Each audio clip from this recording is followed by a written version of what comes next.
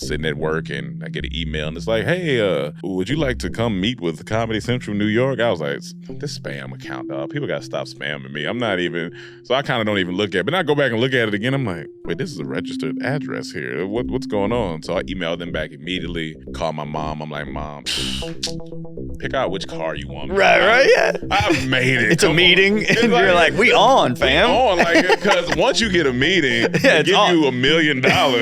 Kids, that's not how it works. Hot breath. What's goody, Hot Breathiverse? Welcome back to Hot Breath, the show where you learn comedy from the pros. I am your host, comedian Joel Byers, and our guest today is the definition of a creative entrepreneur. Known for his comedy, he actually got his first claim to fame in middle school as the lead man of a rap group. Comedy didn't really start jumping off until freshman year of college when he serendipitously met on the first day of college with a crew of other creators that they created an amazing platform called Dormtainment. It blew up on social media. They got picked up by Comedy Central. But this is not an overnight success. At one time, their channel got deleted and they had to build it from scratch.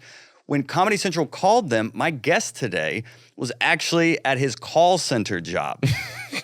So we're going to get into that and so much more he has going on beyond comedy. But ladies and gentlemen, hot brethren and sister, and welcome to the Hot Breathiverse, Mr. Rome Green. Oh, man. Hey, man. You almost sound professional. Like you know what you're doing. Man, I like it. Thank you for having me, man. Green for the occasion? Come on, man. It's beautiful. Cloudy weather outside. It's looking nice outside. I'm glad I could bring that with me. I'm glad. No, I appreciate that. Not a lot of people know that fun fact about that call center bit. That's hilarious. That was a time in my life.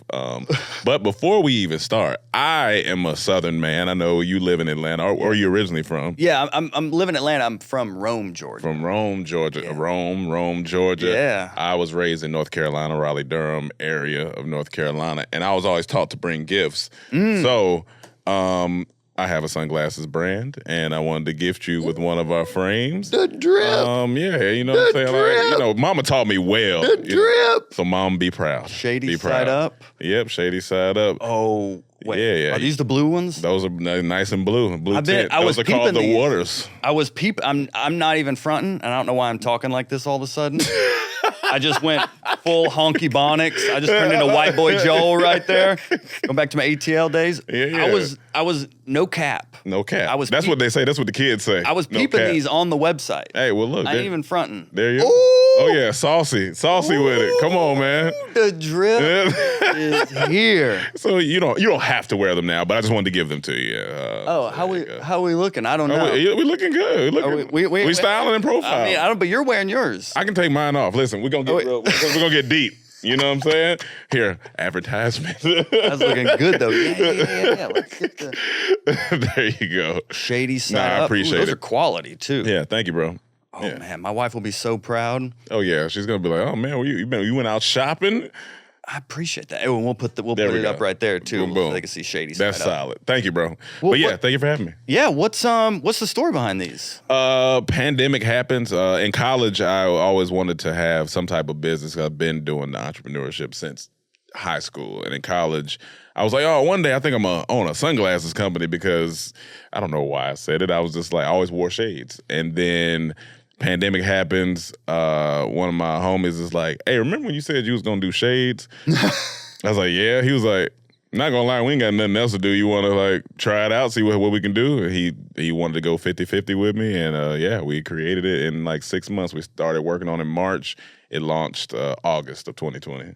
Yo. So yeah, that's a pandemic business. How is this the initial name, or did you? Yeah, Shady Side Up. Shady Side Up is where it started. Just because we at the time we just was like, you know what, we love breakfast, and wow. Shady Side Up that would be great. Clear, yeah. Breakfast sunglasses, yes, they go hand in hand. Sunny side up, shady side up. But then later we realized how much we were like positive people and positive individuals, and we was like, you know what? It's like flipping the negative to a positive. Take the shady side up of life, and then respect. Then we were like, oh, that works actually. So yeah, that's where we are. Yeah. What was your first entrepreneurial? Oh man, when we first got into college, we started a nonprofit, but then we realized you had to have a profit in order to have a nonprofit. Yeah. So that went downhill real quick. Was that the sweepstakes one? Yeah, it was like sweepstakes situation. It was a lot going on. Then we were club promoters in Atlanta through one party. 6 people came. 5 of them was us. So that went downhill. We actually had the name of somebody else who already had a name, but we didn't do any research because why would I do research at 18, 19 years old? That doesn't make sense. And so that didn't go well. And then we were like, you know what? This is all funny. We should just do comedy. I think that's where we all love comedy. We all, and everybody went to school for a different thing. I went to school for audio production.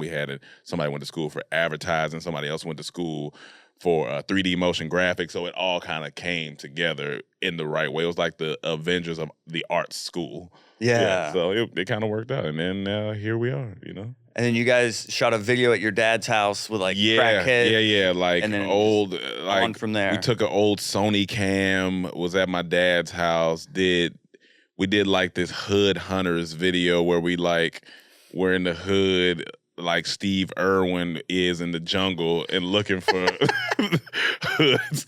It's wild when I think about it. And people, we put it up on Facebook, because YouTube wasn't the newest thing. And I was like, I don't know about the YouTube stuff yet. We threw it on Facebook because that's where our audience was at the time. So we threw it on Facebook. People were like, oh, we love this. And then we kept doing stuff on Facebook. Then we were like, you know what? This new YouTube platform is here. Let's start throwing things on there. And then it eventually became a true business in 2009. So YouTube wasn't that old when we started. Yeah. Dang. Yeah, old. So I've been on YouTube a long time. I'm a forefather of YouTube. Yeah. Yeah. It's changed a lot since the beginning. I've seen YouTube when it wasn't paid. I've seen YouTube when they had like the adpocalypse thing where people were getting paid buku amounts for money. Did I benefit from it? I'm not gonna tell anybody, but okay, yeah. That was a thing. Then they stopped that, and then I seen when MCNs came out, and it was Maker Studio and Full Screen and all these other. I've seen YouTube go everywhere, literally. Shorts, I didn't know the shorts never existed. All this stuff on YouTube, like the suggestion bar wasn't there. Everything, literally everything. Yeah. Where do you think it's going? Here's the thing. I think AI is definitely going to be in there somewhere. I don't know in what way, but I do believe that AI is going to take some part in YouTube at some point. But it's weird because even when we were essentially treating YouTube as our TV show because we were dropping when we first started, we dropped a video every Sunday for 4 years straight. I don't think people know how hard that is to do, but it's almost wild. Even me, I'm 35 now, looking back at 21-year-old me, I'm like, that's a different type of energy. That's young boy energy. Yeah. That's young boy energy. There's no way somebody tell me, oh, let's do a video every Sunday night. I have responsibilities. I'm sleepy. I'm not doing that. That's crazy. Sundays are my rest day. All right, I don't need to be doing anything.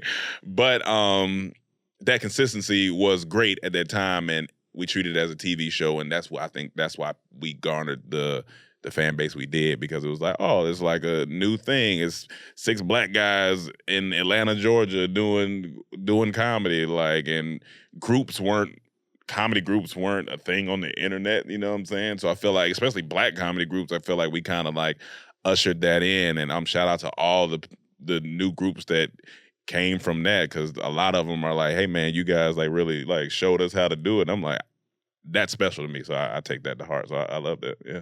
Yeah. When the first what popped first? Because I mean, at one time, I think you had 80 grand subs, and then it got deleted, and then we had to build it back up. But the thing is, it's weird because it's always a blessing in the turmoil. It's always inside this storm. It's always it's like the hurricane. On the outside, it's crazy, but in the middle, it's like a peaceful situation. So we had a hurricane on the outside, but in the middle of that, we didn't realize that because we got deleted, we seen the power of our fans, and they were like, bring us back, and they started a campaign. So when we got back on YouTube, it started and it allowed us to do a rebrand. We got a new logo, new website, new everything. So everybody came in at one giant fluctuation, which made people in Hollywood notice what is this that everybody's flocking to? Mm-hmm. Little did they know we had it 2 years prior, but they thinking like, oh, overnight, like it just happened. Right. But the thing that happened was our video Straight Out of Dunwoody,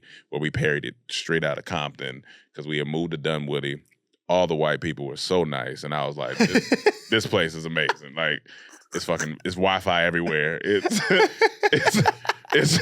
doesn't get better than this. Coffee shops, Wi-Fi, and like the neighbors are friendly. They helping us out. I'm like, gentrification can be good. That's what I'm saying. I'm like, we got Whole Foods over. It's crazy over here. And so we were like, you know what? Let's make a Straight Out of Dunwoody song talking about how good the neighborhood is. Then didn't realize that Ryan Seacrest was from Dunwoody, Georgia. Mm-hmm. So his people saw it. Fox News saw it. Atlanta, NBC Today Show saw it. And so it just started kind of bubbling from there, which got the attention of our agent at the time, Gersh Agency out here. And then got the attention of our first manager that we had. And then we just started picking up that's when the Comedy Central thing happened.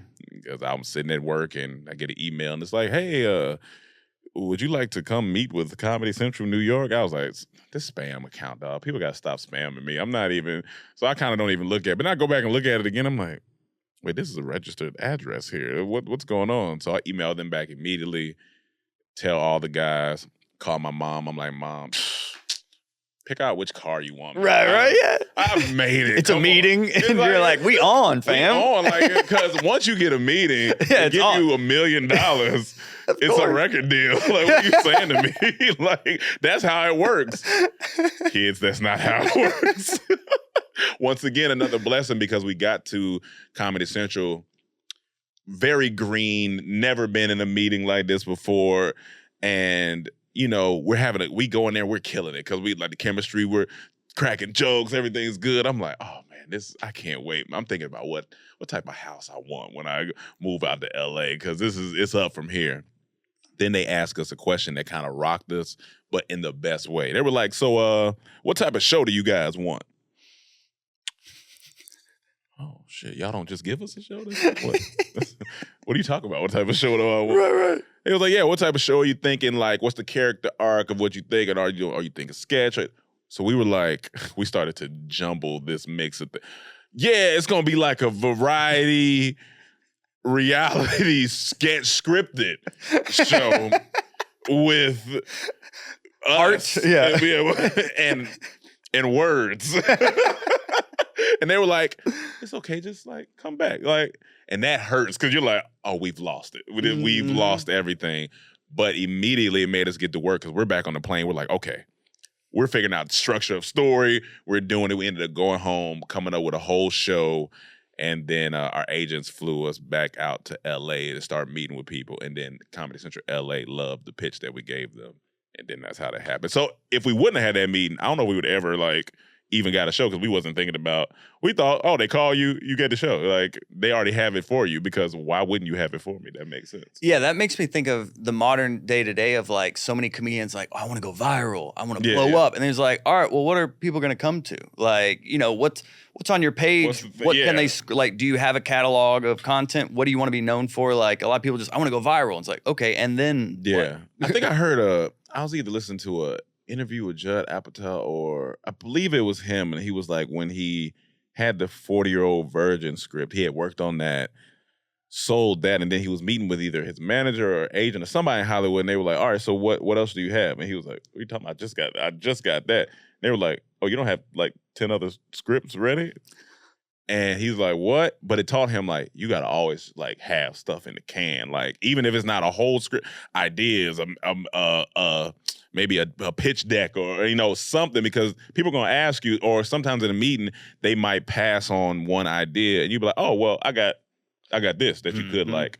Or I know you guys like this, I got this. Or, I know you guys like travel, I came up with this travel idea. And it's like, that taught me to always kind of don't spread myself too thin, but at least have ideas, maybe even a log line or a paragraph about a show, because sometimes people can hear an idea and be like, let's expand on that. What's that right there? Yeah. And that was a big gift that taught me a lot too, to always just have things like ready. Yeah. Yeah, I think Dave Chappelle pitched like 15 or 20 pilots before Chappelle Show hit. Yeah. Like he had been like trying to get a show going for a minute before that. And then people were like, oh, he was young, phenom, and he just popped off. I mean, he was like working. At he was working. Hitting the stages, doing everything like that, and that was something I had to like talk to myself about too, because I waited to do stand up for maybe like 4 or 5 years into it.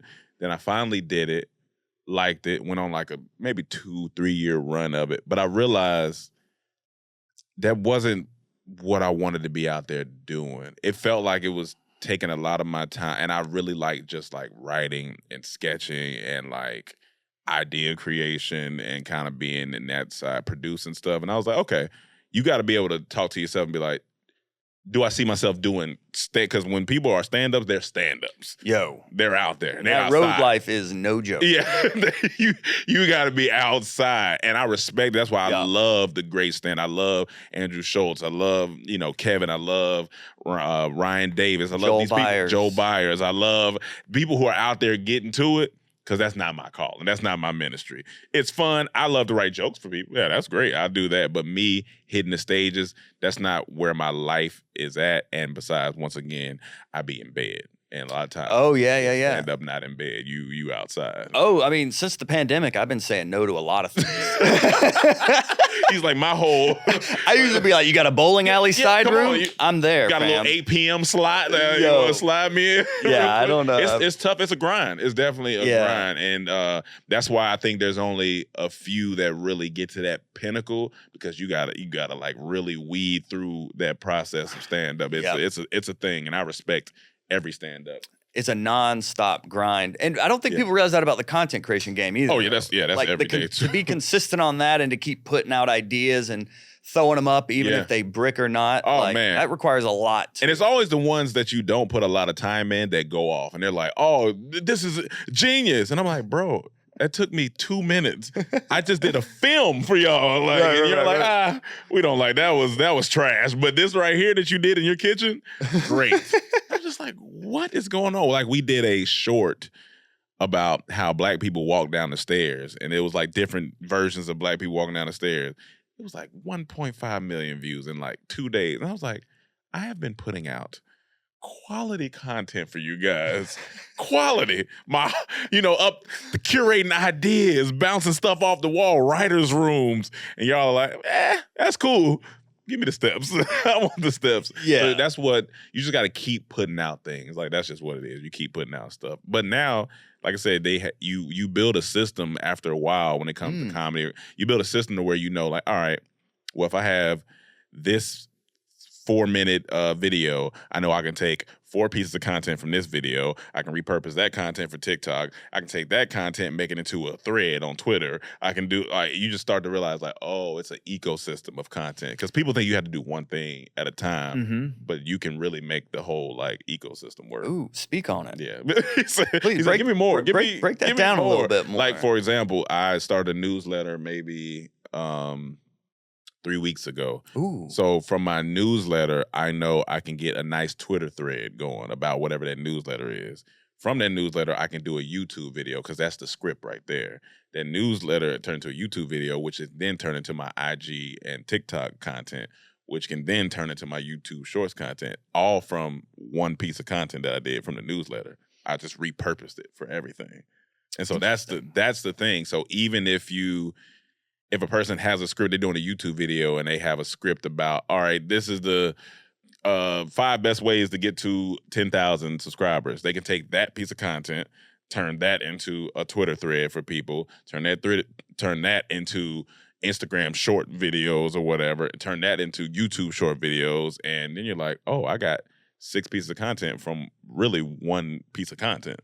So that's how you got to look at it. You can't just look at it as one piece of content. You're like, how can I take what I did here, turn that into, and then let me not in the podcast. So I take that script, say it on audio. Now it's Spotify, Apple. And so everything is that's one thing. And that's one thing. So if you do 3, 4, 5 of those, you got content just kind of rolling, and then you've created an ecosystem of content.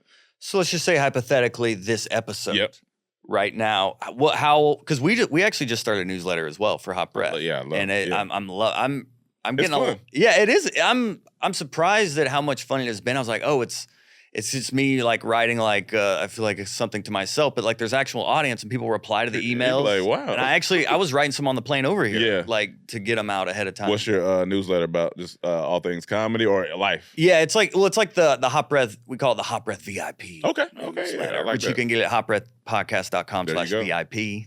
There You can go. subscribe there, but I'll do like reviews of like the episodes or summaries of the perfect. Okay. episodes, Yeah. or like I did one about like his crowd work ruining comedy. Gotcha. I'll do video essays online as well. Like I just made one about Schultz's team. Okay, And I yeah. call it like the Avengers of Comedy. So I have like a video about that, and then I'm gonna have a newsletter coming out about that. So So you technically already do it I'm starting without to you see- already doing Now that I'm it. saying it out loud, I was like, oh, I'm starting to see that it's interesting that the newsletter's the pillar piece of content. Yeah, so though. because I do a lot of like, I love philosophy and I love like self-help. I love, those things when it comes to how to become the best version of yourself. So my newsletter is called Creative Kaizen, and it basically means creative improvement, because Kaizen is a Japanese term for continual self-improvement. So it's creative improvement. So it's for all creative entrepreneurs, people who are creative, but they do multiple things, the hyphenates, you know what I'm saying? And so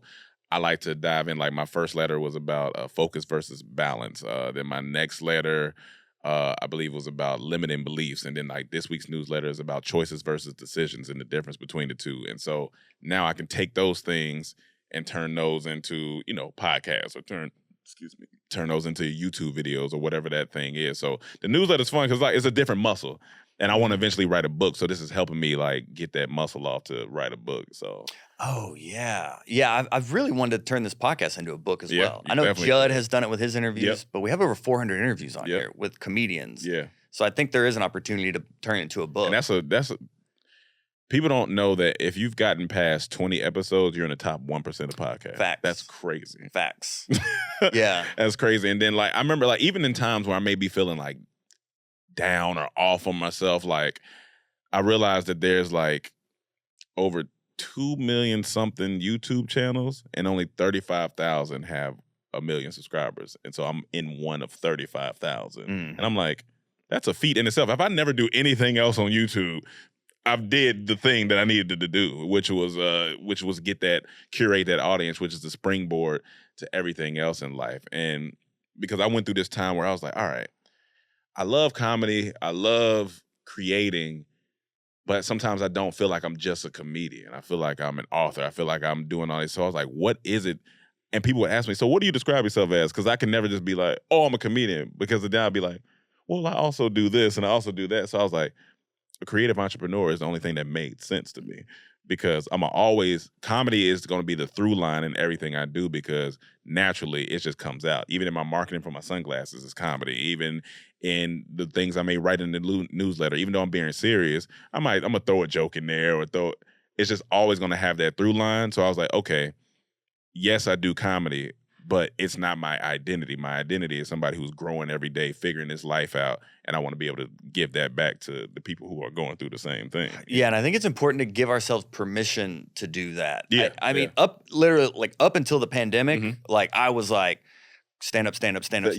every night. Like I'm on the road. I was like about that life 110%. And then the pandemic happened, and I was like, I'm not on the road anymore. And I was like, oh man, what else am I about that life? Like, do I want to be driving 8 hours, like, would I rather be at home? What's the ROI on that drive versus spending time with family and such? So it made me start to think more about this podcast and other creative outlets, and really I think we're, as a comedy purist, it's like, well, I'm going to stand up. Yeah, and I yeah, gotta for sure, do for sure, it. yeah, People are going to think X, Y, and Z. But it's like, well, what else? You can be more than just one thing. I think it's just giving yourself Absolutely. permission to do that. Yeah, I listened to Alex Hermosi, which is a super dope business guy. And he was like, they were asking him, like, how do you combat like doubters and naysayers, stuff like that? He was like, well, I realized they're all going to die.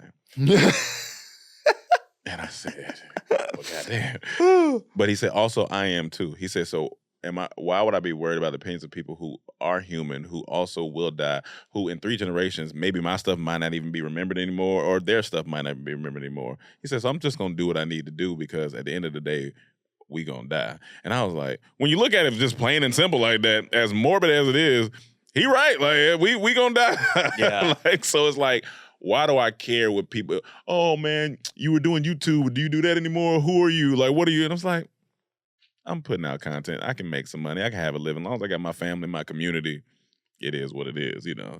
And I think a lot of people are starting to realize that too, especially with the pandemic. That was a big, huge thing for people to realize. And travel opened up my mind a whole bunch more just to the world. I was like, we're so Western world that we don't realize, oh, there's other places out there that have no idea what we're talking about over here. Yeah, I literally just got a DM this week from a comedian in Saudi Arabia. And he's starting a comedy club, and he wanted to like talk to me about like the ins and outs of like running like a comedy club. And I was just like, Saudi Arabia? I was like, what? Oh man! You saying travel just made me think of like, because I mean, I get DMs from like comics in Australia, like all over the world. Yeah, I know you're thinking broader in comedy, but that made me think of like Saudi Arabia. Yeah, that's the one where I was like, bruh. It's like that's what y'all out here doing. Like, all right, like all right. Yeah. I would go to a comedy club in there. You know what I'm saying? I mean, if they bring the bag, I'll pull up. Yeah, you definitely got to bring a bag because I'm putting myself in danger. Okay, that's a little bit dangerous. You know, just saying. I love y'all. You know, everybody. I love everybody. But yeah, and I think that the cool thing about what we get to do this as a living, which is also you got to think about. It's like how many people get to just like. What we're doing right now, we're talking for a living. Like, my mom used to tell me to shut up. Like, take that, Mom. I'm talking. But it's just like, it's not traditional. It's unconventional. And I tell people, like, people hit me up like, hey, big bro. First off, somebody called me OG. I was like, hold on. Yeah. Slow it down. Old head. Yeah, old head. Come on now. Like, I'm 35. I ain't even got 40. What are we talking about? But I get it. In YouTube terms, I'm OG. Like, so they was like, oh, OG, you know, I'm starting my YouTube. I'm trying to figure out this and that, the third. I'm like, look, man, you at least got to do 50 to 100 things on YouTube before you talk to me. To be honest. Because then I'll know. Then by the time you want to come back and ask me something, you'll figure it out.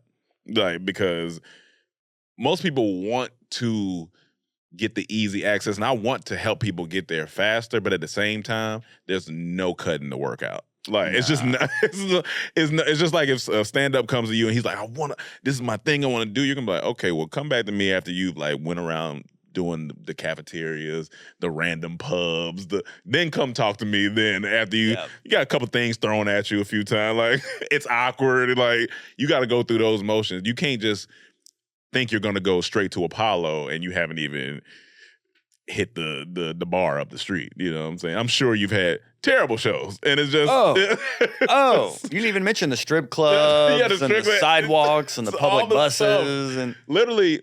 I tell people, I'm like, one time we had a show. This is one of the funniest things to me. There was always something happening in shows. We did live shows for years. We got booked at this school. We get to the school, we're backstage, we're getting ready. The girl comes, she's like, here's your microphone. Mind you, it's 5 of us. Mm-hmm. She said, here's your microphone. We were like, okay, well, where's the other? No, it was 6 of us at the time. Oh, yeah, so where's the other 5 microphones?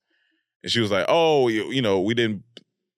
I said, you booked a group. You booked a group. Where would you not think we would need extra microphones? So we literally did the show passing the microphone. Yeah, oh, joke. Then you hear, you go, I'm just like, this is crazy. We had another show. Shout out to Howard, man. I love everybody at Howard. We were at Howard. Show was packed. It's slammed. I'm like, oh, this is crazy. We're backstage. Getting ready to get on. It's already, you know, when you're backstage, your guts are already on fire because you're like, I don't know how this is gonna go. I don't know. You're listening to see, is the crowd hype? Are they a good crowd? Okay, cool. Especially as a stand-up, you're listening to the act before you. You're like, oh man, he's warming them up good. But if they sound dead, you're like, oh, it's gonna be a rough one. Yep. We're back there. The oldest man that could be working at a place, I think he was Howard. His name had to. He comes up to us. We're about to go on stage. My man is like, hey, I can't see to turn the lights on up there. Can one of y'all help me turn the lights on? We said, sir, the show, we're about to literally walk out. He said, "It's dark up there." Oh, like, get your ass up there and figure it out. What are you talking about? What are you saying to me right now? Like, what? Nobody would know this is going on backstage. We're panicking. Then we go out on stage, and you know how you go out on stage. You know how when Mike goes out, all you hear is, "All right, ladies, welcome. I seen him." Mike starts going out. I said, okay, all right, it's gonna be one of them. Whole time, whole show, Mike is going in and out. We're figuring it out. The fans are just like, it's okay, it happened. So, but it ended up being a decent show, but because they were there for us, it kind of worked. If that would have been a crowd and nobody knew, it would have been rough. Oh, it would have been rough. So these are the things you gotta go through. Bad jokes landing. I remember in Alabama, and we went back and forth about this one particular joke. And then me and Alabama don't get along. I'm sorry, Alabama. I mean, I'm sure you're good people. we're in Alabama. We on stage, and this one particular joke, we were like, should we do it? Should we not do it? It was like, you know what? It's got to go. Let's do it. I've never heard a crowd go silent so fast from a joke. I'm talking, oh, it's happening, and then da-da-da, punchline's coming, hit the punchline. It's like the air got sucked out of the room. You know you don't get that laugh? Oh, yeah. I said, so we just like, calmly move to the next joke. Like nothing happened? Yeah. We just calmly moved. It was awkward. But it teaches you to sit in it like you got to, because it's going to happen. So anybody that's doing comedy, any of that, you just got to go through the motion. You got to put out that video where people are like, hey, man, like, you suck. Right. This isn't good. Yeah. And it's going to hurt. It's not going to feel good, but you're going to learn like, okay, all right, what wasn't good about it? I got to figure out like what didn't resonate with them. Like, did I stay on this joke too long? Like, people don't understand, like, and even when we got to Comedy Central, it helped us because they have a very professional way of telling you that your shit not funny. We in the writer's room, we going over the script. We get to one part, the executive is like, hey, this lands softly for me. What? What did you say to me? Hey, let's get an alternate for this joke right here. That's basically, this joke sucks, change it. Coming from someone who's never written a joke. Coming from someone who never written a joke. Right. And that's what you have to realize, like, okay, they think they know what they're talking about. They're going off of what society may deem as like funny. They don't understand you have a sense of humor. You have an audience. You know what your audience want. So you kind of got to put your foot down in those situations. Like, hey, I know it is, but we're young. We're just like, okay, yeah, we'll. Oh, you appeased and we're like, we don't want to. Like, oh yeah, because we don't want to upset the executives. Now I'd be like, kiss my ass. I love this joke. I'm leaving this in here, but we should have did it back then. So anybody that's in those positions now, I think you just got to know who your audience is and stick to what your gut, like your gut's is gonna lead you the right way. But yeah, so it's just those nuances in comedy where I tell people, you want to do this, or you want to even not just just any content creation in general, you got to do like at least 50 to 100 of whatever you're doing. Mm-hmm. If you tell me, hey man, I've been doing this for 2 years, I got 200 episodes, great. Like, I have a podcast called Boss Talk Podcast where we talk about mental health, we talk about business, we talk about strategy, all that stuff. We started January 27th of 2019, and we said we're going to put a video out every week. We have 241 episodes. We've never missed a week. Whew. Not 1 week. So I tell people, come talk to me when you really want to get to it. Like, yeah, that's because that's the consistency that you need in this game. Like, it's the volume of success. So yeah. What was the creation system you guys had as a crew? As a group, yeah. I think that's part of what gets us hung up as comedians is like, well, what do I post? Like, sure. I've been in my album before just scrolling like, what do I even post? Figure it out. Yeah. And it's like, why? Or I'm cutting together a crowd work clip where it's like, what's your name? Boo. And then like, that's the whole clip. I was like, I'm not posting that. People are posting that though. Like, oh, yeah. I'm on. Yeah. Like, I got a crowd work clip with 3 minutes of real materials. See, back in YouTube days, it was easy. We just knew, all right, because we didn't have Instagram. Right. Yeah. People don't understand, and I say this in the most humble way.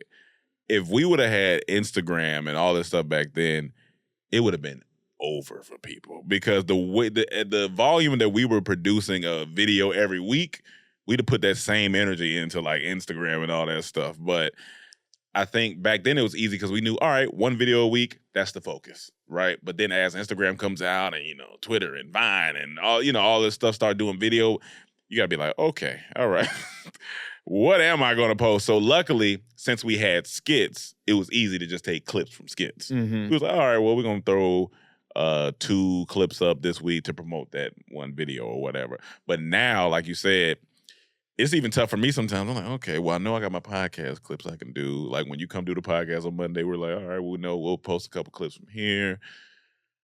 All right, and then whatever random funny thing, like it's just like that's where it's at now. I'll go through my phone. Oh, like I just had a video with my uncle down where I was touching his radio or whatever, and he was like, "You don't touch my radio." Yeah. No pause. No pause. Play. Play, guys. Or rewind. Whatever you want to do. Or forward. Slow-mo. Whatever floats your boat. But I had the video with him, and I was like, you know what? Sometimes people just like at-home content. So I'm just going to post my video with my uncle. And everybody loved it. I was like, I don't know what y'all want anymore. Yeah. And that's the thing. I stopped caring about what people want. It's like, what do I feel like posting? That's what I got to. That's literally the point I got to. I said, I'm not being ruled by this algorithm that I don't even know what it means. So let me just post what I want, see what happens. TikTok.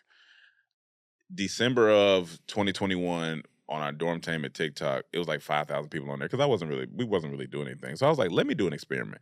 Let me just start posting old stuff. Let me start posting. It shot up like 30K followers in like 2 months. I was like, TikTok is a wild place over there. Yeah. That audience is crazy over there. Because I feel like there's a whole nother set of people, like a whole nother planet over there. Yeah. And that's when I realized, each platform is different. TikTok has their audience. Instagram has their audience. There's some people who don't watch nothing but YouTube. Some people who don't go on any other platform but TikTok.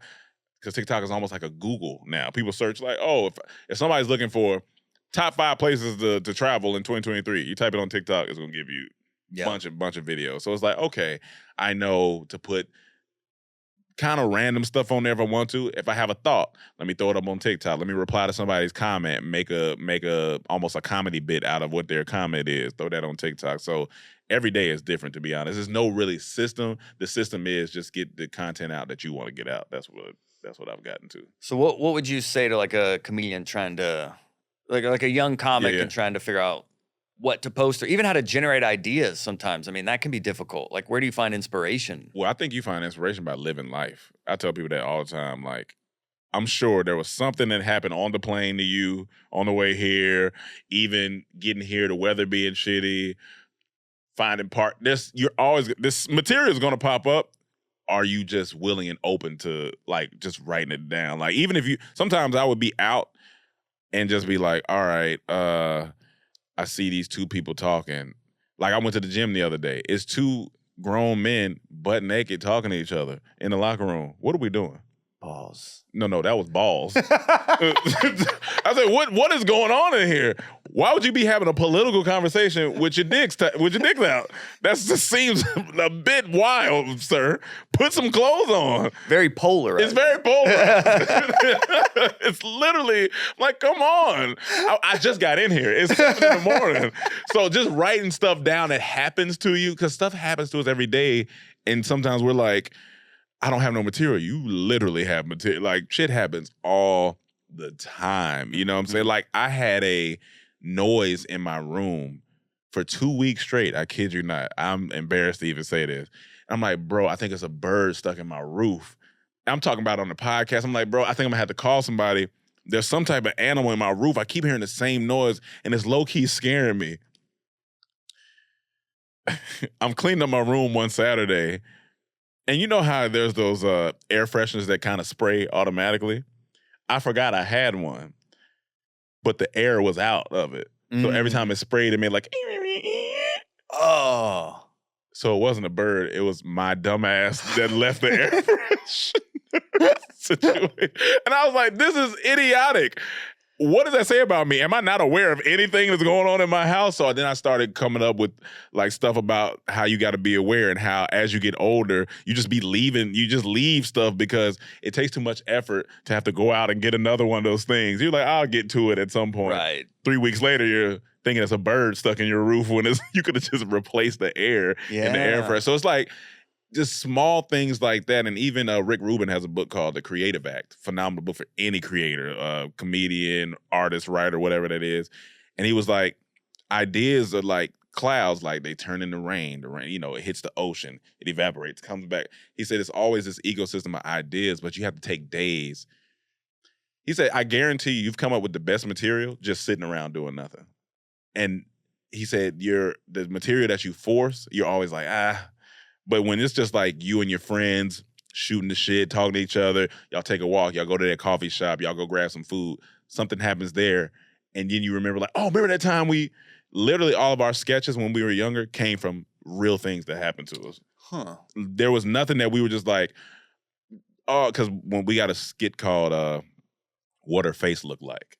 And it's about us trying to figure out what this girl's face looked like because she would not turn around. And we just thought she looked good from the back. But we wanted to see what she looked like from the front. And she ended up turning around. She ended up being cute. But we were like, how could we turn that into whenever she turns around, it looks crazy. So we knew we had the framework of, all right, some guys looking at a girl because every guy can relate to, oh, man, I'm trying to see what she looked like. And so every time she would get ready to turn around, something would happen. Something else would happen. But then we were like, what's the punchline to this? And for weeks, we were like, well, of course, everybody's going to expect when she turned around because it's a comedy skit for her to be ugly. So we were like, that's too easy. That's low-hanging fruit. So we were like, what else could we do? Could she like have two heads or something? We was like, oh, no. So I was on Instagram, not thinking about the skit. I seen this makeup artist who did makeup to where it looked like you don't have a face. And I was like, she turns around. She has no face whatsoever.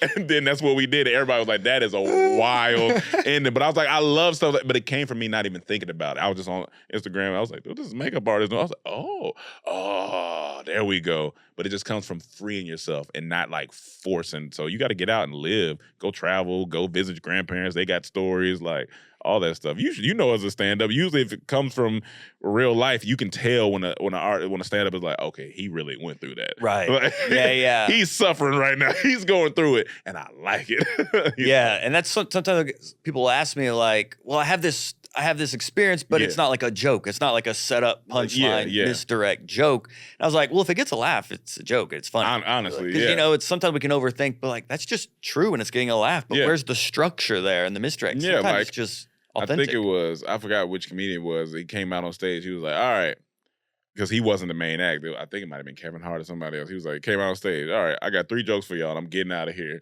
Immediately, people laughing. He did 3 jokes. He left. Phenomenal. I was like, this is phenomenal. I was like, you can't beat. Sometimes you just got to go with what you're feeling because the crowd, they can tell when it's from like a real place. Like, they're like, oh, he's really going through that. Or like, that's even Instagram videos or whatever you do. Like, if something happened to you, it doesn't have to be this well-oiled structure. Now, there are ways to make a good like punchline to a joke. Like, I had this stand-up joke that I was doing on how, like, my mom, it came from real life because my mom, she was dating. And I was like, me and my mom dating at this age sounds stupid because, Mom, why are you dating? I'm dating. Are we in the same pool? What's going on? I'm afraid. But then she met a guy and how she wanted me to call him daddy. I said, I'm not calling no grown man daddy or stepdaddy. I said, from here on out, Mom, he is known as... that's my mama's nigga. That's just who he is. I'm never referring to him as his first name, whatever it is. But then I would get around my other comedian friends and they would start to add tags to it. They would start, and I was like, see, that's how you work a joke. You got to have people around you that really they'll listen to you. They'll be like, oh yeah, you should add this or you should add this. And it's not coming from a place of like, oh man, like, no, I don't want to give you my joke. It's just like, no, this gonna make it better. So get around people. The environment helps you too. Like, or if you are a content creator, get around other YouTubers or whatever. Y'all can like bounce other ideas around. People are so isolated now. And that's one thing I learned when I went to Asia. They got so much community. And I'm like, oh, this is why they so like vibrant. Like they really big on community. So you build that community of creators around you, writers around you. Next thing you know, you got a little ecosystem going. Next thing you might meet an actual comedy joke writer, and he might be like, oh, you don't even got to write the jokes. I'll help you structure it. You give me the ideas, I'll help you structure it. And boom. And I think people would forget that stand-ups do have writers for their jokes a lot of times. Yeah, I need to think of that. We have a Facebook group that has comedians all over the world in there that should. We do like a joke writing contest in there every day, but there's opportunities to, do even more beyond just like a joke every day in there. Make it collaborative. And realizing that your joke on paper, that's one thing I learned too. Jokes on paper sometimes aren't funny on paper, but they are hilarious when out loud. And sometimes out loud they're not funny, but on paper you read that, you're like, that sounds good. Yep. Like, so because we had this one script where this guy walks into the bathroom and the bathroom attendant is like trying to give him, they try to give you cologne, like all the other stuff. Yeah. And he tries to offer him conditioner. And he's like, bro, I'm in the bathroom. I don't need conditioner. And the bathroom attendant is like, but it's a leave-in. And on paper, that might not be funny, but I could see it on screen. Like, I can see that being, like, so it's so many, because what does a leave-in have to do with it? I don't want fucking conditioner right now. But it's a leave-in. But it's a leave-in, so I was like, on paper, somebody might read it, like, oh, okay. But like out loud and seeing the scene, it might be like, okay, I can see how that'd be funny. So that's what you got to think about too if you're writing jokes or doing jokes like that. It's like, let me maybe get somebody to say it out loud and see kind of what it feels like. Or you say it out loud to yourself and see what it feels like. So, did you say you've written for stand-ups? I've written jokes for people, For comedians? For certain comedians, but then also for content creators. So like one of my homeboys, I worked with him on a series he had, and then he would always hit me up for just captions. I would do those for him. And that's so this is other ways you can make money, people. Copywriting is a big thing. Like people need jokes, they need advertisement. And I ended up landing this gig where I creative directed for Hyundai for like 8 months. And I learned so much in there about like commercial writing and like doing all that stuff. And that's when I knew. I was like, all right, I think creative direction is just my lane because I like writing for things. I like coming up with story schemes for stuff like that, and they can all be comedy, but it doesn't have to necessarily be me being on stage or me being in front of a camera. I can be behind the scenes doing that. So I was like, you know what? I like the creative direction route too, like being a creative director, figuring out what this through line is for this commercial or how can we make this commercial funny. Like these comedy and advertisement go hand in hand because that's what those are the commercials you remember, the ones that are funny. Like, you're like, oh, I remember that. Or remember, like, oh, and it's usually a comedy bit. You don't really remember the somber ones because you're like, I don't want to be sad. You usually remember, oh, that was a funny commercial where the person did this. Or like that old commercial where it was like, you lent liquor. I forgot what it's just like, but you remember those commercials because they were funny. No, we're not pausing. We're playing, we're rewinding, and we're slow-moing. Power threes. I had to squeeze one more in there. You said lint liquor, and I was like, there's my chance. There's my chance. Just so many. I just don't want anybody to feel like they have to limit themselves because they may not. Because here's the honest truth. You may not make it as the thing you think you're going to make it as.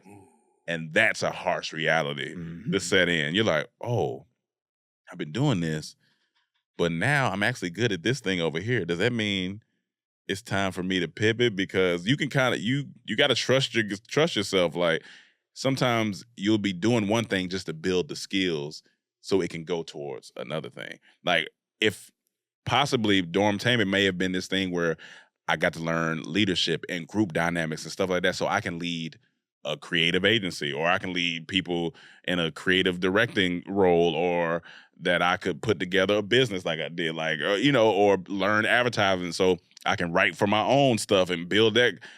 So who knows? I'm very open to it. So that's what I'm doing. Yeah, that makes me think of actually an Alex Hormozy tweet he had recently where it was like, if you're trying to decide between two things, pick the one that'll be the better story in 20 years.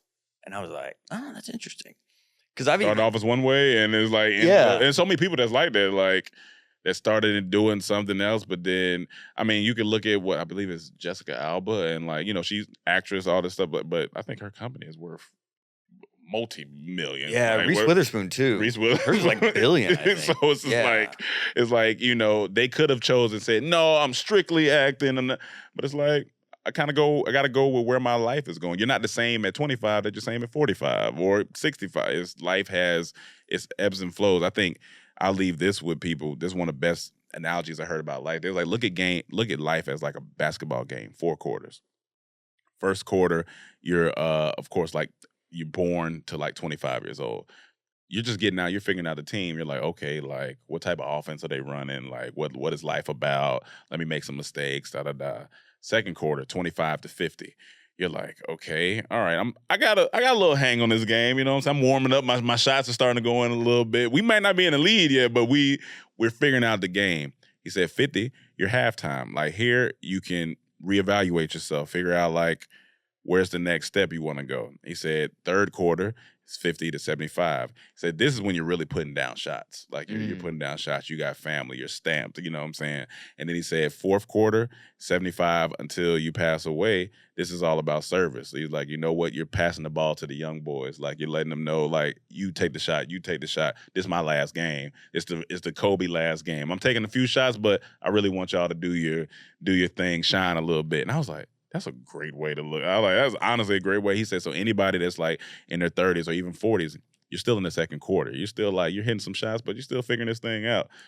I was like, I like that. I was like, that was a bar. I was like, that was a bar. And it makes you realize like, oh yeah, I do got a lot of life to learn and a lot of life to live and do all these things. So that's what I want people to realize. Like you don't have to like force everything because there's no way.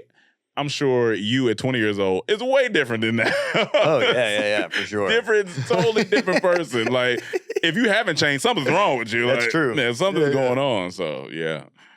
Well, where can, that's so crazy that my parking meter just went off when you dropped that bar. Come on, man. I was thinking that's a good way to land the plane. I'm somewhat as a prophet. I'm somewhat of a prophet, man. That's what they say. Won't he, will he? Yeah, won't he, will he? Take you to it, he'll get you through it. Let's pray they don't have a ticket on my car when we get out of here. From Joel Byers and Joel Osteen. Make sure. Lord, don't have a ticket on my car. No, please, Lord, no. All my money's hidden in the bathroom wall. I can't have a ticket on my car.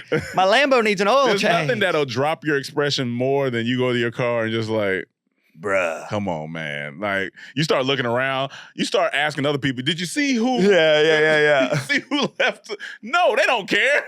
You shouldn't have parked there. What are you saying? It was well worth it, for sure. Yeah, no, this was great. Thank you for the question. I love giving these types of, this information because I think a lot of times we hoard information. It's like, there's no need. Like, just give it out. Like, I don't need it. Like, somebody else might need it.